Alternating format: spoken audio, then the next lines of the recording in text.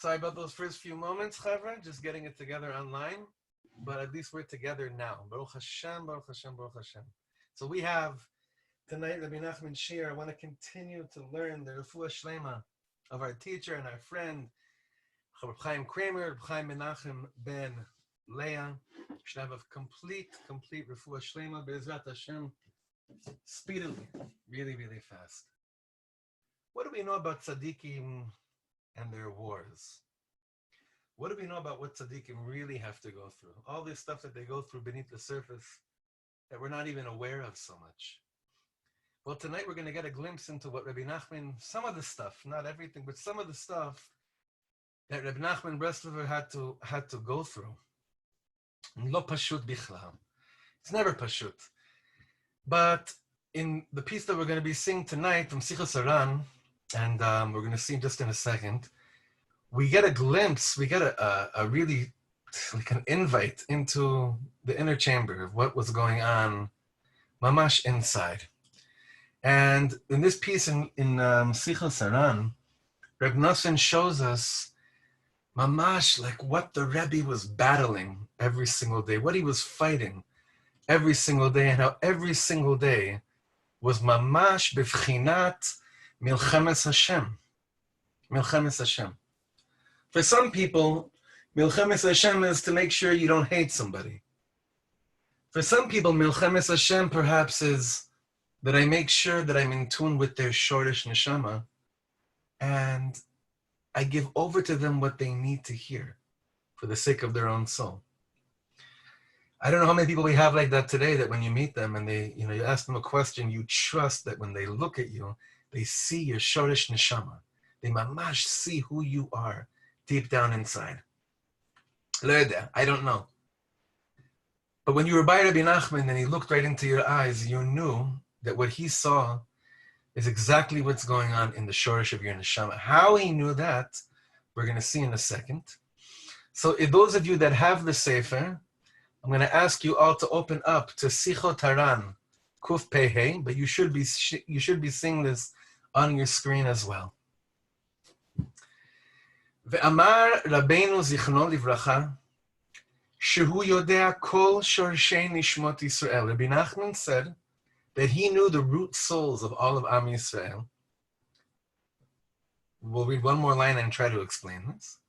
Umitchila amar sheyodea otam mitorah shebichtav. In the beginning, he said he knew this from the written Torah. Va'adayin eino yodea otam mitorah shebe'al peh. But he doesn't know the root souls based on the oral Torah. Achar ez zman amar shekvar zachar lida et shorshei nishmas Yisrael gam mitorah shebe'al peh. But after a little bit of time, Rabbi Nachman said he also was able to know the root souls of each individual based on the oral Torah. What does it mean to know someone through Torah shebe'al peh, Torah shebichtav? Ma ze kashur? So a few months ago, we learned in Sichot Haran 91. I'm just going to read for you the translation in English to understand what it means to know someone, to know someone's root soul based on the Torah. So Rabbi Nachman said that every Jew is a letter in the Torah. The 600,000 letters of the Torah parallel the 600,000 souls of the Jewish people, like the Zohar HaKadosh says. And the Torah is the root of all Jewish souls. If there is a defect in a single Jew, it's also a blemish in the Torah, the root of the Jewish souls. If so, it's impossible to fully love the Torah. This is very key. Reb Nachman just explained to us something that, I remember we learned this together in Uman also, by Mamish by Reb Nachman's Tzion, where we were explaining that when you chas v'chalila look at another yidula with an ayin ra, it's not just the yid that you're looking at with an ayin ra. There's a blemish in your Torah.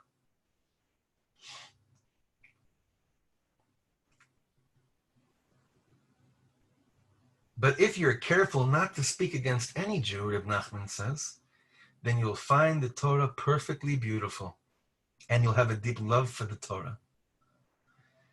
And this great love will lead you to great diligence in your studies. So if I had to try to make a little bit of sense of what this piece is saying, Rabbi Nachman is saying over here, I was so in tune with every shoresh neshama based on the Torah shebichsav. And then in the world of the oral Torah, I was also able eventually to know the shoresh neshama and be connected to people on the level of shoresh neshama, not only of the written Torah, which was perfect for him, but he must have reached the level of complete perfection as well in the oral Torah as well.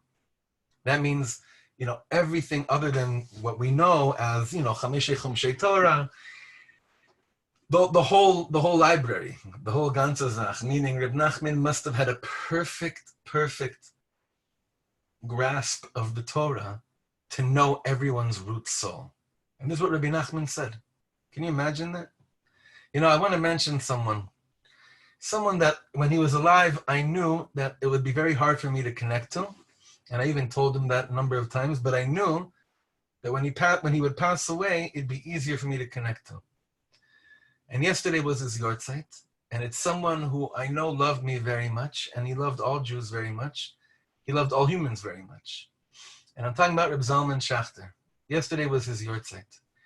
And I was watching some of his videos. My wife and I were watching some of his videos last night and today.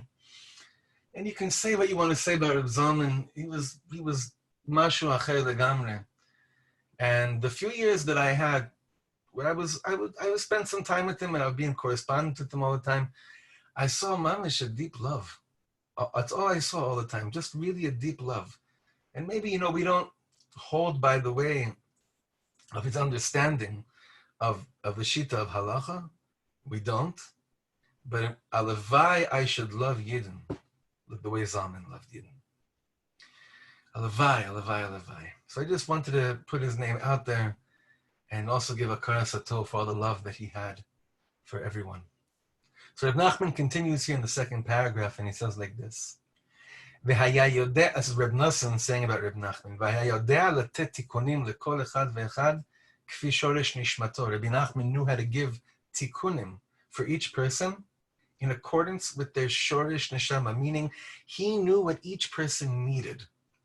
וכל הדברים שציווה לא היה ענייני סודות לכוון כוונות וייחודים. Rabbi Nachman wasn't giving over these secrets and kavanas and ייחודים. רק כל ההנהגות שציווה למקורביו היו ענייני עובדות. But what he told his Hasidim to do were actual actions. It wasn't just sipurim, like kavanas and close your eyes and dance around candles. It was really my thing to do. He would give over to people minhagim that they should take upon themselves. לאחד שציווה בתחילה להתענות איזה הפסקות, והזהיר על מקורביו שלא יטענו מעצמם כלל רק מימים שציווה עליהם. There were people that would fast, that he would tell to fast quite often, but then he would also tell his people that they shouldn't fast at all other than days that he prescribed to them. ולפעמים ציווה לאחד להתענות משבת לשבת. This is rare, but sometimes he would tell people to fast from Shabbos to Shabbos. וציווה לכמה אנשים שיהיו נאורים לילה אחת בשבוע. Sometimes he would tell people to stay awake throughout the night, one night a week. ושלא יאכלו מעת לעת אחד בשבוע דבר מן החי. And sometimes he would tell people, do not eat any animal products for a full 24 hours. So just different things he would prescribe to people. לכמה אנשים ציווה להתענות ערב ראש חודש. Rabbi Nachman would tell certain people to fast the day before Rosh Chodesh. וכן ציווה על רוב אנשים, and he told most people, שיזהרו ללך למקווה לטבול בימים שאין אומרים בהם תחנון. He told the majority of his chaver that on days where we don't say tachanun, to make sure that you tovel in the mikvah, that you dip in the mikvah. וזה ציווה לכמה אנשים. לכמה אנשים ציווה לומר 18 פרקים משנייס בכל יום. Rabbi Nachman instructed a certain type of person to learn over 18 chapters of Mishnah every day. וכן כמה וכמה הנהגות שציווה בעניין הלימוד. And regarding different things that he instructed regarding learning, שלזה ציווה ללמד זאת, ולזה ציווה ללמוד זאת. He would tell different people to learn different things. I remember when I was 17 years old, or 16 or 17, I met a Rebbe. It was one of the first Rebbes I met. And I asked him, I said to him, I'm just like beginning to taste the light of the Baal Shem Tov, but I wanna know what to do. What should I learn? So I don't remember exactly right now if he told someone else something completely different right before I asked him. It could be. But when he saw me, he said to me, you learn Tanya, you learn Ma'or Enayim, that's the Chernobler, and you learn Degel Machane Ephraim. That's what he told me. But it could be that for someone else, he would say something completely different. Because the real Rebbes are in touch with your Sharish Neshama. And each one of us in the root of our Neshama, we're made of something else, and we need something else. And a Rebbe, a real Rebbe is in touch with where you're at in your root and can tell you what you need, what you should be learning. Reb Shlomo would do this all the time with people. But to the general public, Reb Nachman did say that everyone should do something the same. If you look at the next paragraph, וזאת הייתה ההנהגה הכללית שציווה והזהיר את כולם. דהיינו ללמוד פוסק בכל יום. Every single day you should learn one of the poskim from the Shulchan Aruch. אפילו ביום שאין לו פנאי, ילמד על כל פנים איזה סעיף שולחן ערוך בכל מקום שהוא. Let's say you're stuck, your day's crazy, you don't have the time to set that half hour or hour of learning that you normally would. If Nachman says you cannot go through a day without learning one seif in the Shulchan Aruch, one paragraph, one mitzvah, one halacha. ואמר שהוא חיוב גדול על כל אחד מישראל. So it's interesting, like, you know, Rabbi Nachman was big on telling people a lot of different things. But when it comes to, you know, learning halacha, I don't know, it kind of gets overshadowed. But Rabbi Nachman said it's a chiyuv on every single Jew that every single day they should learn at least one halacha. And I know Reb Chaim Kramer is very big on this when instructing people how to get into Rabbi Nachman, how to learn, how to grow v'churei. Next paragraph, גם זאת הייתה הנהגה כללית שהזהיר את כל אחד ואחד, דהיינו להתבודד בכל יום, ויפרש שיחתו לפני השם יתברך, ולבקש מלפניו רחמים ותחנונים, לזכות להתקרב לעבודתו יתברך, ושיחה זאת תהיה בלשון אשכנז שמדברים בו, וכמבואר בזה בספריו הקדושים וכבר נתפס. So, as we see over here too, Rabbi Nachman, of course, told all his followers that you have to make sure that every single day you set time to be misbaidet, to talk to the Ribono Shel Olam, to speak out your heart and soul, to let it out, to not hold anything back. And every day when you do this, it should be in the language that you're used to. And that's something that is more known than obviously the learning the halacha every single day. But Reb Nachman would tell each person to do different hanhagas, different things. In the beginning to do like this, then to do like this. Because Rabbi Nachman would always see how people's souls are also developing and growing. Maybe what was good for them then would not be good for them the next week. But there was such mesirut nefesh to be in touch with where people were at. And not just where they were, but where they were going to as well. And this is really one of the most beautiful things that Reb Nosson would be in awe of. That he would see the Rebbe really be in tune with every single Shoresh Neshama, which means that his love for them was real, because if he didn't really love them, then there'd be no way that he could know what chelik of the Torah is shayach for them. That's one of the main points we wanted to make tonight. Rabbi Nachman could not tell you what you need unless not just that he knew some secret about your soul, but unless he mamish really, really loved you. Really, really loved you. Now, Rabbi Nachman didn't explain how he came to this. And it seemed very like he was just doing very simple things. But really, Reb Nosson says there was nothing pashut that he was doing. It was filled with tremendous, tremendous secrets. But he didn't reveal anything to anybody. He just basically looked at them and said, I think this, it seems that this is what you need. And it was accepted. And a person would go about and do that. But I wanted to look at the second piece of this teaching with you. Sorry, 1 second. I'm going to find the right the right piece.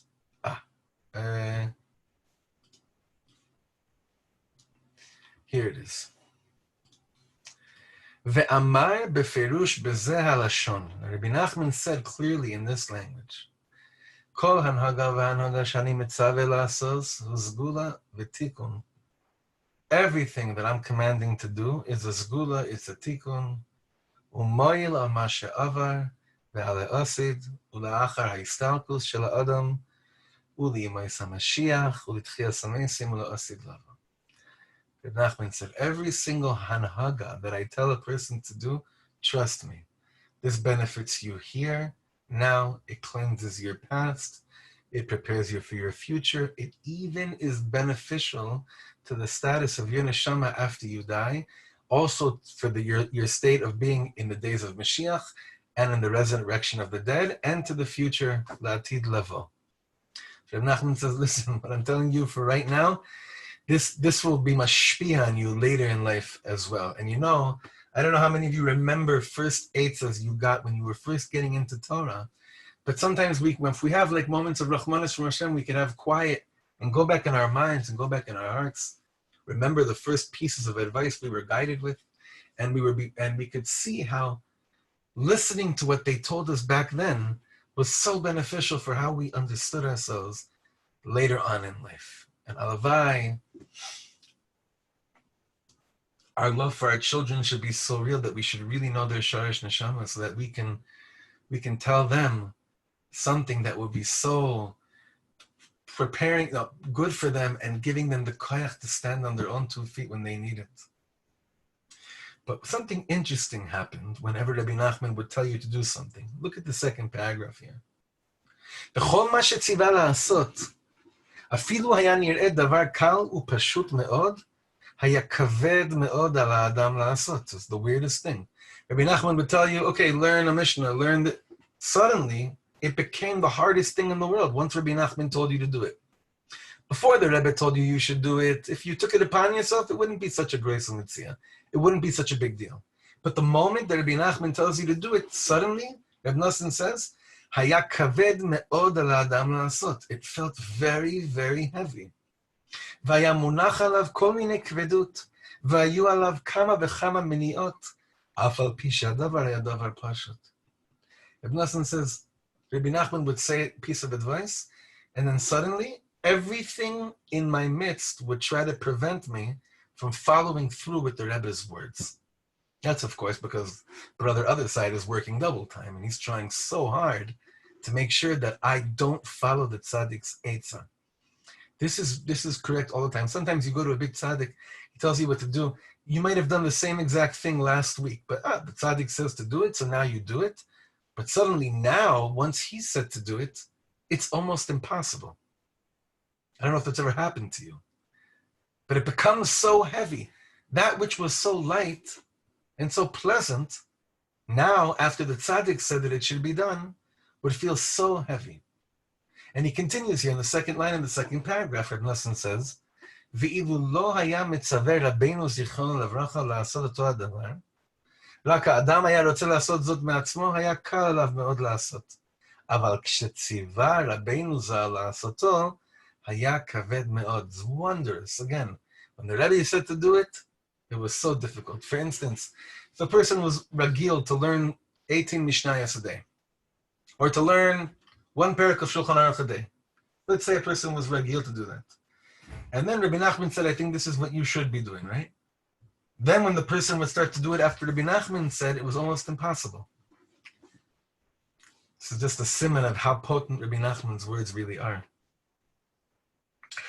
But nonetheless, even though it was very, very difficult, Rabbi Nosson says, "Aval aval pichen." Nonetheless, hayu anashim shelo mekayimim dvarav tamid, ki yadu mize shedvarav shu mitzaveh kaveh meod la'asotan, v'hayu machrichim atzmam meod lekayem dvarav daika. But nonetheless, his chevra, even though they knew that it was about to get rough and it was about to get wild, they trusted the Rebbe's words. And they knew that that which might have been easy for them last week would begin to be very difficult for them now. It wouldn't deter them. They continued very strong and were very passionately determined to, to follow through and do what would now start to become very difficult. And it would develop a tefillah. Vayu mischanenim mevakshim me'od ma'Hashem yizbarach al ze sheyazor otam lekayem divrei hanagosav hakadoshim v'Hashem yizbarach ezram al ze. So this is a beautiful thing. What did Rabbi Nachman really want from his chevra? Rabbi Nachman really wanted from his chevra to learn, to daven, and then to learn. Or to daven and learn and then daven. But either way you look at it, davening and learning have to always complement each other.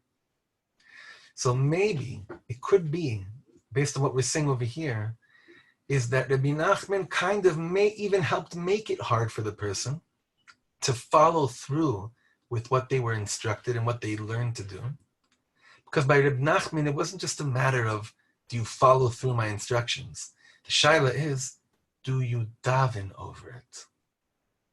Do you daven over it? And here, Chevra, I want to tell you a beautiful, beautiful Torah from a very important sefer called Oneg Shabbos. And this sefer was a sefer written by Rebbe Freimel, one of the big, giant Breslover tzaddikim from previous generation. And this tzaddik has a beautiful sefer Oneg Shabbos, and he says in there that when Hashem placed Adam in the Garden of Eden, it says, Le'ovda u'leshomra, to work it and to guard it. Okay, so let's go for 1 second, open your hearts, and this is very important for tonight. What do we know in spiritual service is considered avodah? Ezohi avodah shebalev zot tefillah. Davening is avodah, right? So I heard Reb Shlomo teach this in the name of Rebbe Freimel, and he said like this. When Adam HaRishon was told a little bit of an unclear statement regarding how to act in Gan Eden, what was the Ribono Shel Olam really asking Adam HaRishon to do? He was waiting for Adam HaRishon to daven over the statement that he was told, to daven over his Torah, so he'll understand it better. But Adam HaRishon never davened over the first mitzvah, and the only mitzvah, basically, that was given over to him. But part of our inyan with the Ribono Shel Olam will always be le'ovda u'leshomra. Yeah, you keep the mitzvahs, but you know what you got to do while you're keeping it? Le'ovda, avodah saleh, daven, Ribono Shel Olam. While I'm doing what I'm doing, and I think I'm doing it right, I'm davening to you more and more. Please reveal to me that I should understand it clearer and clearer and clearer how to do what I'm supposed to be doing. I thought that Torah was a gewalt shebe gewalt. An amazing teaching. Really, it's a breakthrough, this teaching. We think that the right way to do mitzvahs is understand them and do them. If Nachman, though, his whole world is while I'm doing it, I'm davening that I should be able to do it so much better and so much deeper and so much more connected to your ratzon.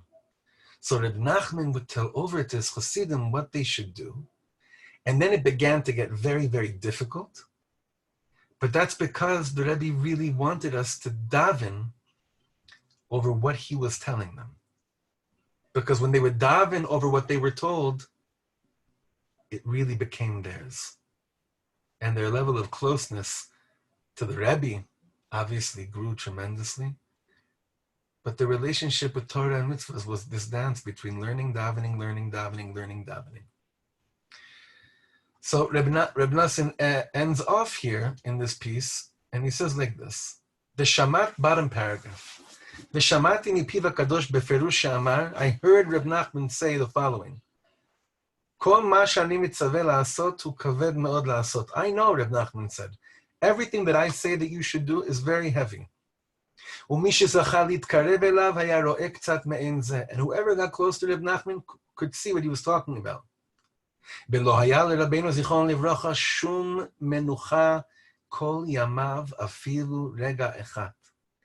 Nassim said, I'm telling you, my Rebbe Nachman, did not have menucha. He didn't rest. Not one day in his life. Why? Ki haya lochem milchamas Hashem bechol eis ubechol rega. He would fight godly wars at every moment, every instance, any given second. We'll get back to this in a second. And we can't, it's impossible to really explain what this whole inyan is all about. While Reb Nachman is doing all these things and so attached to people's shorish neshama and loving people, there was such machlokas on him, it's not to be believed. This reminds me of the story of Rav Kook, that in I forget at what era in his life, but I mean, this happened most of his life. There was a big machlokas on Rav Kook, and there was a big famine, I think, in Eretz Yisrael. He had to go raise tzedakah. I forget exactly what it was, but the first person that Rav Kook instructed to give tzedakah to was one of his mamish biggest enemies. And one of his talmidim that saw that the money that Rav Kook raised was going to be given dafka to the person that was giving him the most service. He said, Rebbe, this guy's your biggest enemy. He's motzi shenra on you all the time. How could you do this? And Rav Kook, pashut, wasn't even complicated. He said, do you think, when I have a mitzvah to give tzedakah, I do cheshbonos of who likes me and who doesn't like me? What does that have to do with who I give tzedakah to? So even Reb Nachman, while he had such machlokas on him all the time, it must be that he never let machlokas get to how he felt about Yidden. Because he maintained his love for all of them while always knowing the root of their neshama to be able to tell them what to do. Reb Nachman continues here, and he says that despite the machloket, aval afal pichen Hashem yisbarach haya be'ezrot tamid, וזכה לעלות על ידי זה בכל יום ובכל עת למעלות והשגות גבוהות מאוד אשר לא נשמעו ולא נראו. So Reb Nachman says over here that the incredible thing about Rabbi Nachman was that this didn't stop him, this didn't prevent him at all from ever being in touch and in tune with what people what they needed to see. And Reb Nachman says, I'm telling you, no one saw things like this ever before. And then Reb Nachman adds on the bottom over here, very interestingly, וגם עכשיו עדיין מונח כל מיני כבדות ללמוד ספריו הקדושים. And even now, when a person wants to go into Reb Nachman and start learning his Torah, there's suddenly this heaviness. It's not like, oh, I want to learn Rabbi Nachman, let me open it up, and wow, it's so beautiful. It's like dafka, when you get in tune with the Rebbe and you're invited to come in, there's all this kvedus.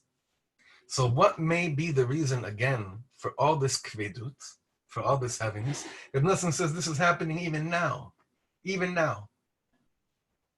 is that Rabbi Nachman wants us to daven over our ratzon. It's not enough to say, oh, I want to do this, and it's going to work. Rabbi Nachman's telling us when we have an isorus to learn to be miskasha to him, to connect to him, it's a milchama, it's a war. It's mamish a war. But that's part of Rabbi Nachman's bigger picture of a war, because if you think about it, Chavra, the whole world of tefillah has got to be reformed, not become reform. Don't misinterpret me. What I mean is you have to reform the system of it. And the whole world of learning has to be reformed as well. Zoto merit. When I learn something and it comes easy for me and I don't need to daven over it, it may be a siman that what you're learning is not that important. But if you're learning something and it's not coming that easy for you, and it feels kaved, it feels heavy, specifically after you feel a calling to a certain area of learning, it's going to be heavier. It's going to get heavier. But that's basically how Rabbi Nachman Piteach, that's how he developed his whole shita of a tikkun of Adon Rishon, le'ovda u'leshamra. I'm in this world to hear God's commandments, to keep what God is saying, but while I'm keeping it, I'm oved it, I'm working it, I'm avodah shebalev, I'm davening, Ribbono Shel Olam. This is more or less how I learned how to keep Shabbos from home, or from a Baal Tshuva. This is more or less how I learned how to keep Shabbos when I went to yeshiva, or from the person that turned me on to Yiddishkeit.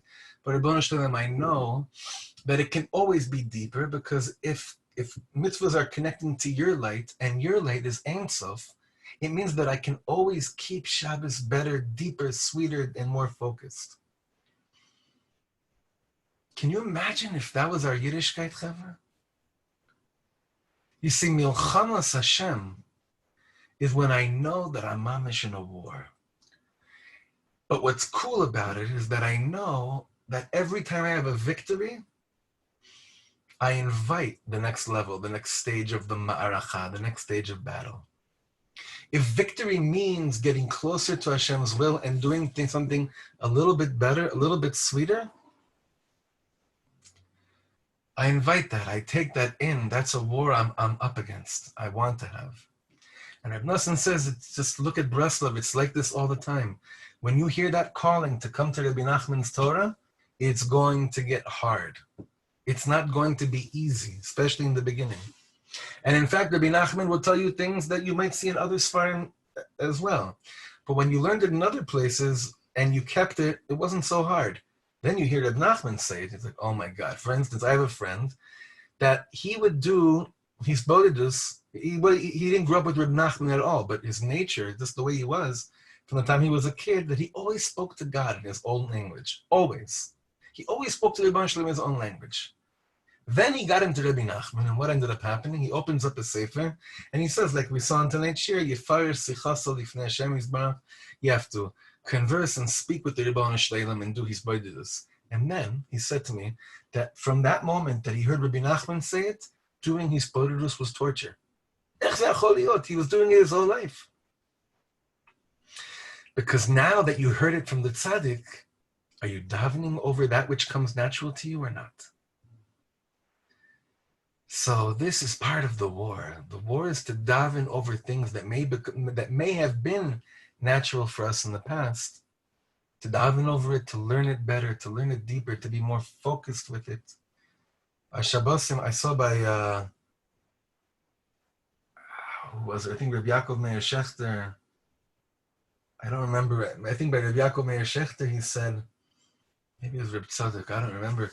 He said, you know, if your Shabbos is just like last week's Shabbos, you might go to Gan Eden because you kept it and you did nothing wrong, but the Shem Yisbarach didn't keep you in this world so that you could have the same Shabbos that you had last week, even if last week was really high.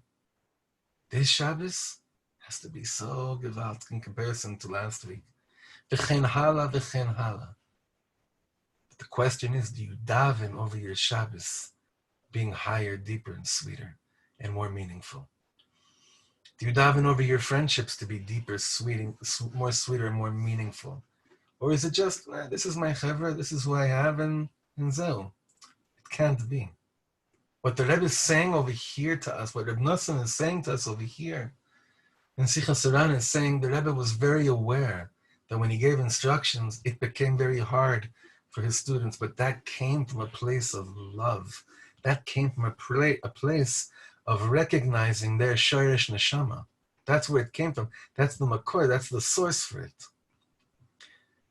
It's very clear. If it wasn't coming from a place of love, then there's probably no way that it could have really been so effective and so talking to people and play the role that it did on people's neshamas. So I want to give us a dose of strength, a vitamin pill, when we need it the most.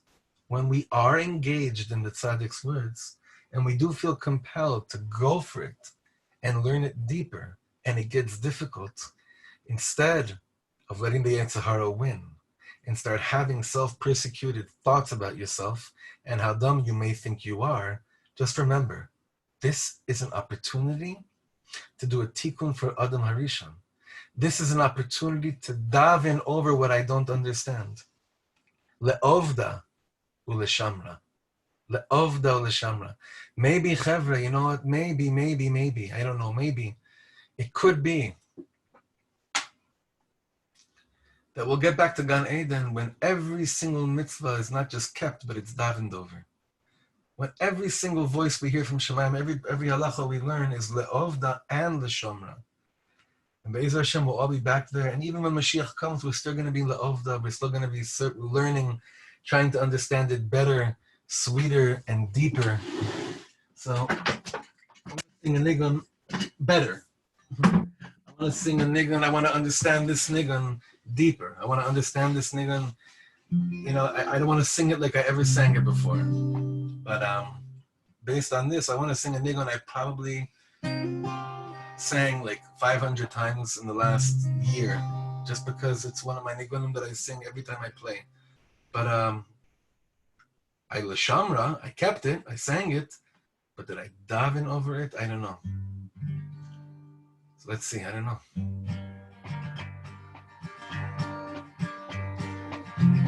Yismechu lemalchusa, yismechu lemalchusa,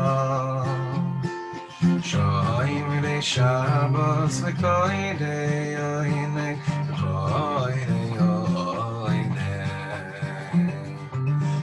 Yismechu lemalchusa, yismechu lemalchusa, shoim de Shabbos v'koidei oinek, v'koidei oinek. Tididai Shabbos kodesh Shabbos kodesh Shabbos kodesh Shabbos kodesh Shabbos kodesh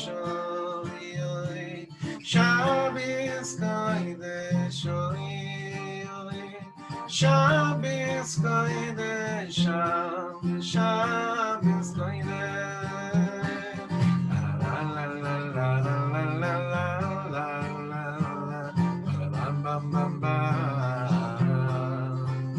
ay la la la la la la la la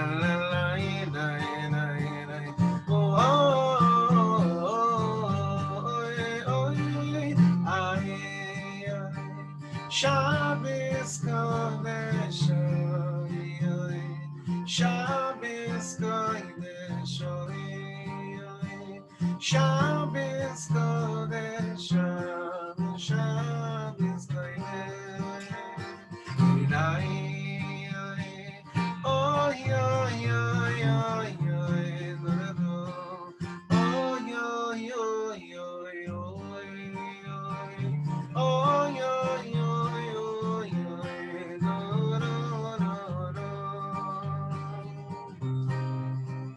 I want to sing for you one of Zalman's nigunim. We try to sing this every year around his yard site. It's a beautiful nigun. It's one of his original ones. Hine matayv manonim shavem achim galam yachad. Hine matayv manonim shavem achim gam yachad. V'shavti bebeis Hashem, v'shavti bebeis Hashem, v'shavti bebeis Hashem kol yemei chayai. V'shavti bebeis Hashem, v'shavti bebeis Hashem, v'shavti bebeis Hashem kol yemei chayai. Oh, how good and oh, how nice it is for brothers and sisters to dwell as one. Oh, how good and oh, how nice it is for brothers and sisters to dwell as one. I shall dwell in God's house, you shall dwell in God's house, we shall dwell in God's house now and always. I shall dwell in God's house, you shall dwell in God's house, we shall dwell in God's house now and always.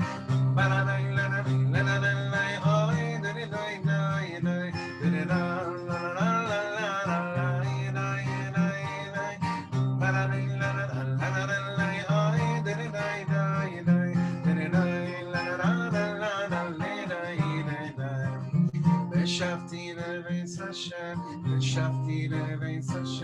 v'shavti bebeis Hashem kol yemei chayai. I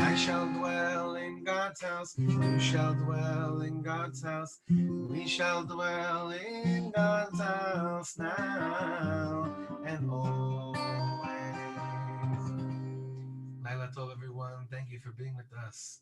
Have a wonderful rest of your day or evening or night, and we'll see you tomorrow.